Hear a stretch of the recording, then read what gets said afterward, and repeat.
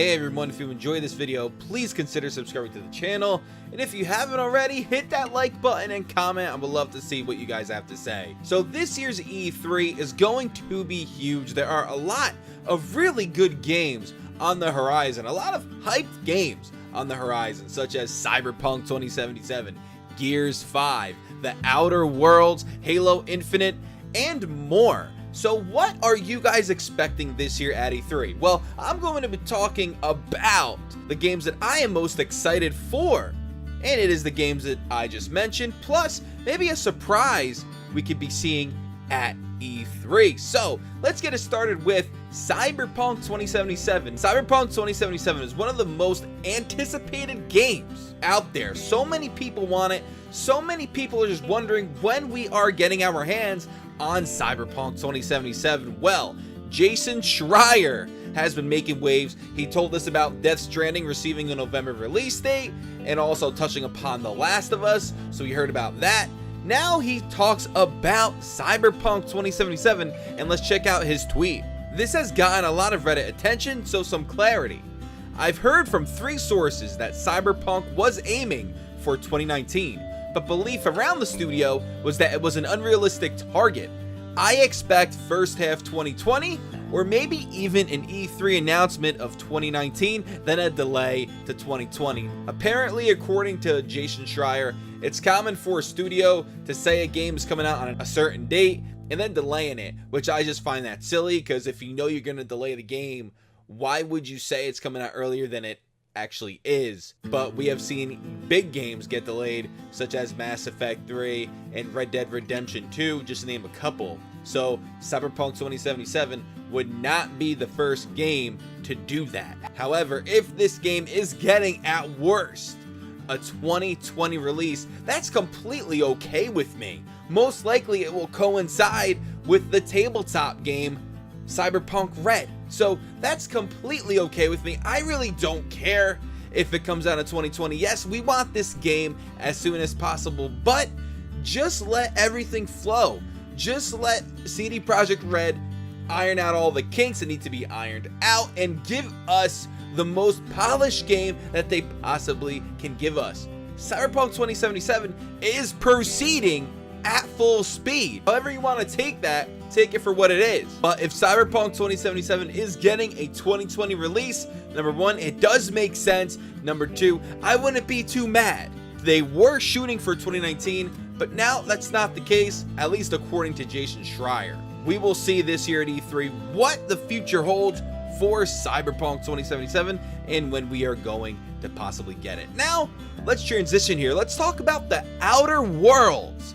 This is possibly the Fallout that everybody has been wanting, that Bethesda hasn't given us since the release of Fallout 4. Obsidian, which is developing The Outer Worlds, developed Fallout New Vegas, and that is arguably the best Fallout game of this generation when you're talking about like Fallout 3, Fallout New Vegas, Fallout 4, and the newest installment, the multiplayer Fallout 76. So, The Outer Worlds has a lot of hype around it, and Obsidian plans to really hit the mark on this one. They really want to give the fans the Fallout that people have been craving, and rightfully so. I've been craving a single-player RPG. If it's similar to the Fallout universe in any way, which most likely it will be, I'm on board. I can't wait for The Outer Worlds. Now, supposedly The Outer Worlds is only going to be 40 hours of gameplay, maybe 60 hours of gameplay. That's about it. So I'm a bit curious as to see really how big this game is, or if it's more of a linear game. Granted, they said it's an open world RPG, so that just takes it out the window of it being a linear game, but it only having 40 hours of content is a bit strange to me, and it makes me curious as to what the heck is in store for The Outer Worlds. Now, we do not have a surefire release date yet. However, they did say 2019 we will be getting The Outer Worlds. So I'm expecting this year at E3 that we are definitely getting a hard release date for The Outer Worlds. And you know what? Once when they shoot out that release date, once when we know when the heck we're getting it, I'm pre-ordering it, because from what I've played with New Vegas, and New Vegas is one of my favorite games, The Outer Worlds, if it could be just even slightly as good as New Vegas, man, I want to play it.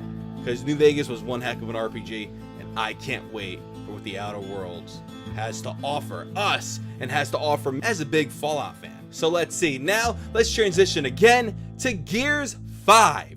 Gears 5 will officially have a presence this year at E3. The Gears of War Twitter account said the wait is almost over. See you at Xbox E3, Gears 5. Of course, they were going to be at Microsoft's conference. Of course, it's a Microsoft, it's an Xbox exclusive. And then the E3 Twitter account says, join at Gears Vikings at the E3 Coliseum for an inside look at Gears 5 coming later this year to Xbox and PC, hashtag E3 2019. 2 out of the 3 games we're definitely going to be getting a hard release date for Gears 5. It's definitely coming out this year, just like the Outer Worlds, but we're definitely going to be getting a release date for this game, and I enjoyed the heck out of Gears 4. That game was really good. It did bring back some nostalgia from the earlier Gears games, from Gears 1. It did have the dreariness, it did have that post-apocalyptic feel of what Gears 1 offered, that dark feel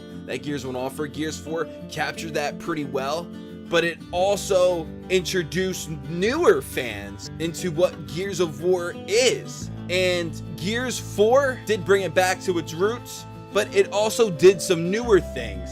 And I was completely on board with Gears 4. I can't wait to see where they go in the story with Gears 5. If you guys haven't played Gears 4 and you've played the series, please play Gears 4. You will not regret it. Gears 5 is coming out this year, and for me, I can't wait. Gears is one of my favorite series, along with Fallout. So, Gears 5, man, can't wait for it. And we will know the release date, the hard release date for Gears 5 this year at E3. Now let's talk about surprises when it comes to E3 and what we could potentially see. I'm going to be talking about one surprise. And if you've been a member of this channel for a very long time, or for a couple months even, you would know what this surprise is. And heck, I'm going to give it 2 surprises. I'm going to give you guys 2 surprises. Number 1, The Witcher 4. CD Projekt Red, now hear me out on this. CD Projekt Red has said that they are working on not 1 but 2 AAA games, and those 2 AAA games will be released by 2021. Cyberpunk 2077 hasn't even been released yet, so what the heck are they doing? What other game are they making? Could they have been making The Witcher 4 this whole time beside Cyberpunk 2077? Now, 2 really big open world games we're talking here. So that is highly unlikely, but that wouldn't shock me? Yes, it would. Of course it would shock me. 2 huge open world games with a lot of story in it, just like at The Witcher 3.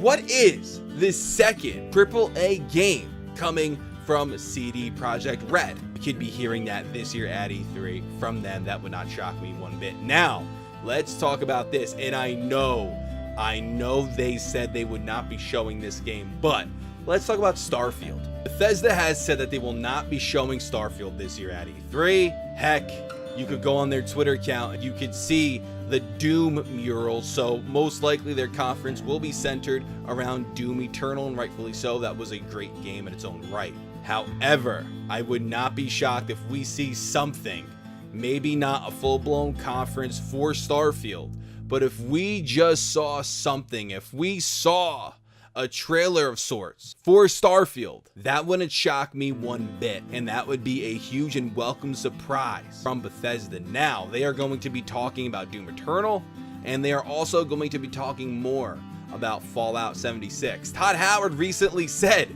that Fallout 76 had some well-deserved criticism, and rightfully so it did. It really did, but they have made this game into a much better game from when it was at release, and to be honest, when I played it at release, I didn't think it was that bad. So they've made it even better. So I'm really interested in seeing what Bethesda has to say when it comes to Fallout 76. If we are going to be getting private servers and mod support soon, that would be cool. That would be a huge surprise for me. So let me know what you guys think down in the comments. What are you guys most excited for when it comes to this year's E3? Let me know down in the comments, guys. I would love to see what you have to say.